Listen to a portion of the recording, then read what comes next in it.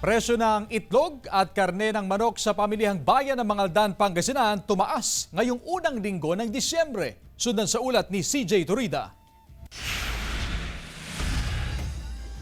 Tumaas ang presyo ng ilang panindang itlog ngayong unang linggo ng Disyembre. Sa pamilihang bayan ng Mangaldan, Pangasinan, mula sa 8.50 kada piraso, mabibili na sa 9 pesos ang kada piraso ng extra large na itlog. Ang dating 9 pesos na jumbo, 9.20 na ngayon. Gawa po kasi ng malapit na pong mag-December, kaya tumataas po yung mga itlog. Wala naman paggalaw sa presyo ng small, medium at large size na itlog. Matumal daw ang kalakalan pero inaasahan na sisigla ang bentahan ng itlog habang papalapit ang Pasko.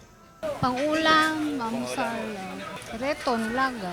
Tumaas din ang presyo ng karne ng manok sa pamilihan. Ang dating presyo na 180 hanggang 190 pesos per kilo, nasa 200 pesos na ngayon. Mataas din daw kasi ang kuha nila sa mga supplier. Kapag hindi naman kami kukuha, wala kami ibibenta. Kaya kailangan abutin namin yung presyo nila.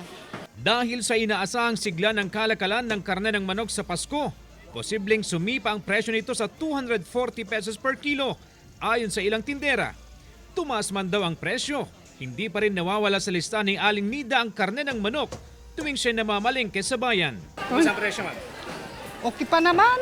Okay naman. O, kaya pa. Kasama si Henry Duminsil, CJ Torida, One North, Central Luzon.